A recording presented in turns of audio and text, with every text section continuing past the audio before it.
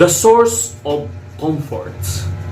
When you find yourself in pain, it's natural to seek comfort. Everyone wants the agony of injury, illness, or heartbreak to disappear as quick as possible. If you touch a hot stove, you might grab an ice for your burn. If you get caught in a rainstorm, you might immediately look for shelter. If you experience the loss of someone you love, you might do whatever you can to distract yourself from grief. We can also seek things like food, shopping, works, drugs, alcohol, technology, or entertainment as mind-numbing agents to attempt to ease our suffering. But only one God can truly bring us comfort. In the book of 2 Corinthians chapter 1, all praises to God, the Father of our Lord Jesus Christ. God is our merciful Father and the source of all comforts. He comforts us in all our troubles so that we can comfort others. When they are troubled, we will be able to give them the same comfort God has given us.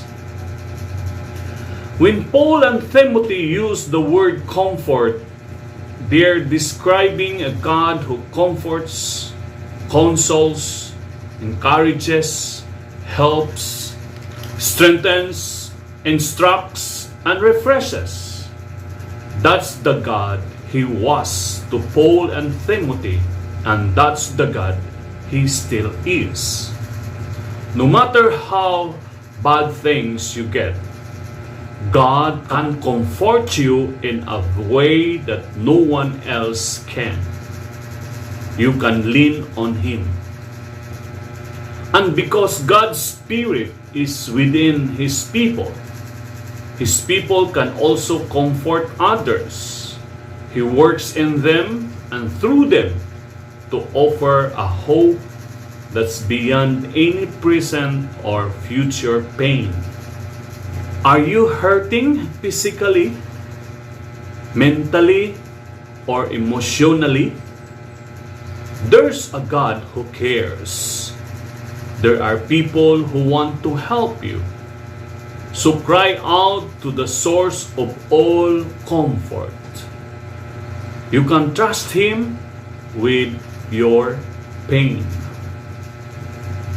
Isasalin po natin ito sa Tagalog version upang lubusan nating maintindihan, lalo na sa mga minamahal kong mga Pilipino sa Luzon. Ito sinasabi ang pinagmulan ng kaaliwan o ng kaginhawaan.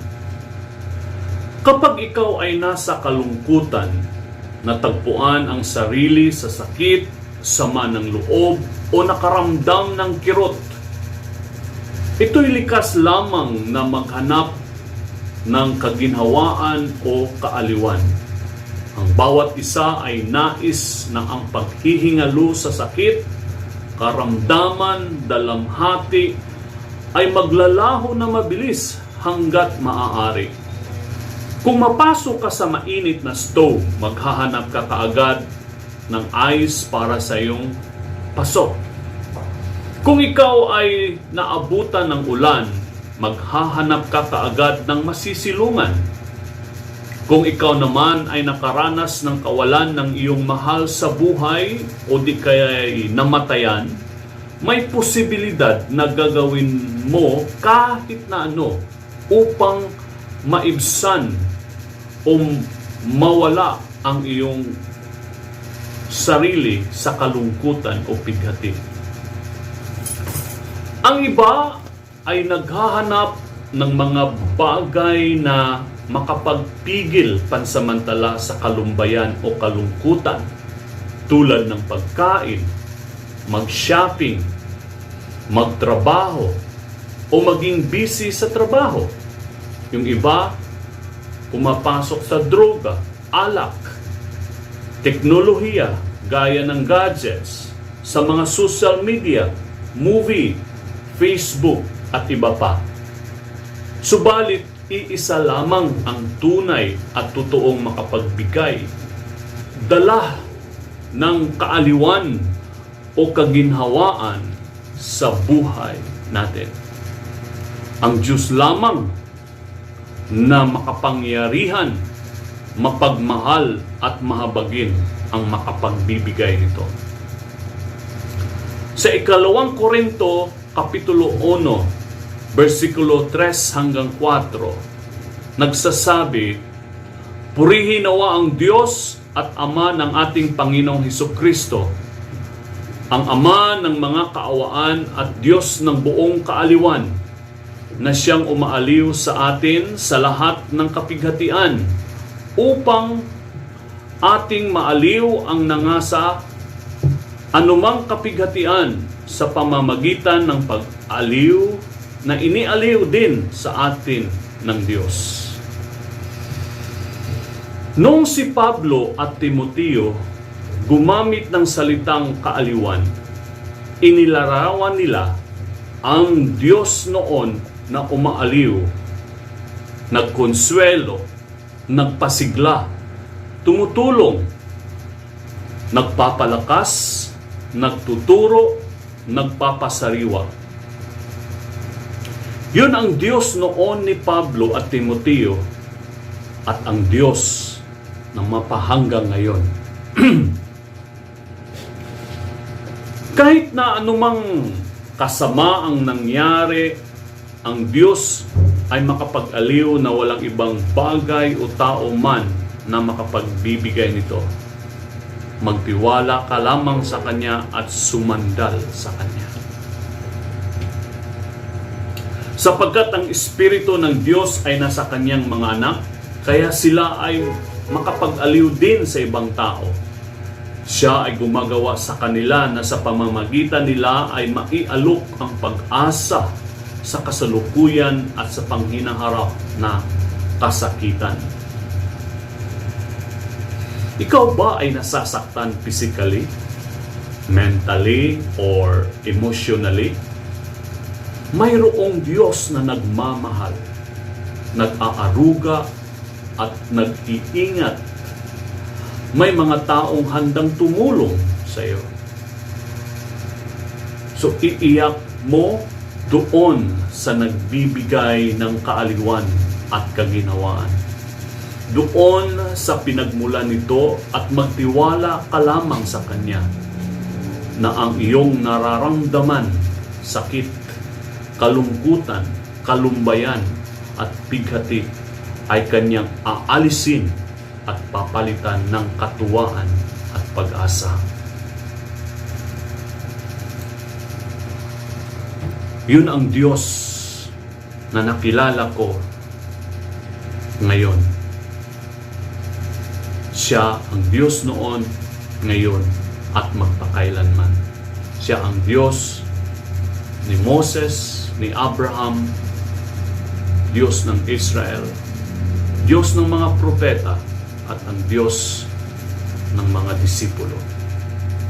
Tunghayan din natin ang Visayan version upang lalo pang maintindihan ito sa mga taga-Visayas at Mindanao.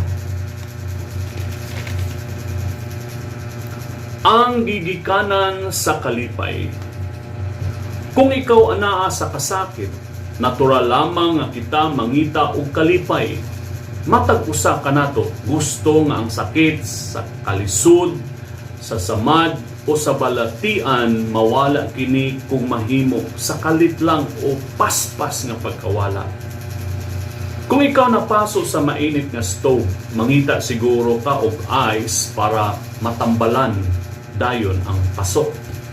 O kung ikaw naabtan og ulan sa dalan, siguradong magdagan para mangita o kapasilungan.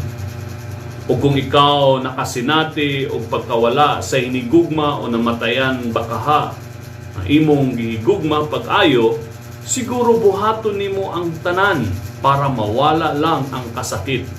Mangita og butang nga makakuha dayon sa imong gibati nga kasakit sa dughan. Kita makakita og mga butang susama sa pagkaon og daghan para makalimot. Mag-shopping ang uban para malingaw. Ang uban pod ilang himuong busy sa trabaho ang kaugalingon. Ang uban mag-drugs o mag-inom-inom na lang para makalimtan ang kaguol. Napod uban, mag-Facebook na lang o mudagan sa mga social media or technology para mawala lamang o dili ka makuhaan man lang ang kasakit sa dughan o huna-huna. Apan usal lamang ka Dios ang tinuod nga makahatag ug magatangtang sa kasakit ug mupuli niini sa kalipay ug paglaom. Basahon nato ang ikaduhang Korinto kapitulo 1, 3-4. Si Apostol Pablo nagaingon, dalaygon ang Dios ug Amahan sa atong Ginoong Hesukristo, ang Amahan sa mga kaluoy ug Dios sa tanang kalipay. Versikulo 4, nga nagalipay kanamo sa tanan namong kasakit, aron kami makahimo sa pagpalipay kanila nga anaa sa bisan unsang kasakit. Pinaagi sa kalipay nga pinaagi niini kami ginalipay sa Dios. Katong si Pablo ug Timoteo migamit sa pulo nga kalipay, nagapasabot nga ang Dios naglipay, nagpakonsuelo, nagahatag og paglaom, kusog, tabang og nagatudlo. Mao kini ang Dios ni Pablo ug Timoteo kaniadto ug ang Dios karon maora gihapon. Bisag unsa ang mahitabo nga daotan, ang Dios magakalipay sa imuha nga walay lain pang makahatag susama niining giingon nga makadios nga kalipay. Makasalig ka kaniya niini kay siya matinud-anon.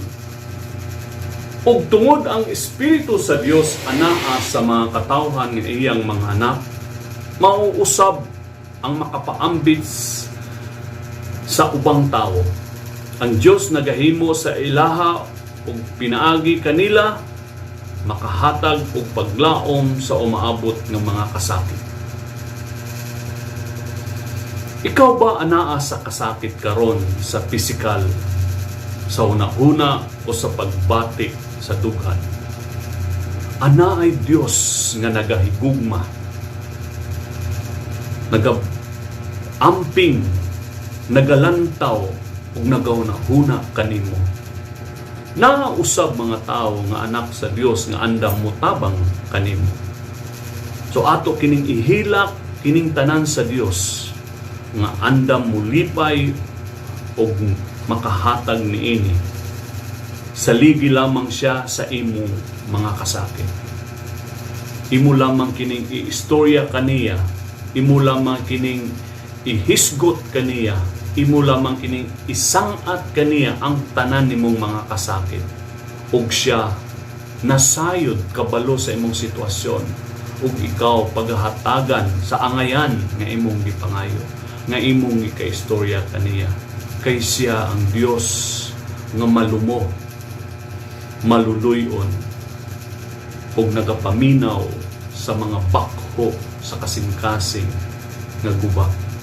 Saligi lamang kini nga pulong ug pagabuhaton nimo ang angay buhaton. Wala tay laing kapadulngan, wala tay laing kapaingnan kundi siya lamang. So unsa pa ang ato ang laing choice? Sa mga butang, wala, temporary lamang ang makahatag niini nga kalipay, apan ang tinuod nga kalipay, lalun nga kalipay, nagagikan sa Dios.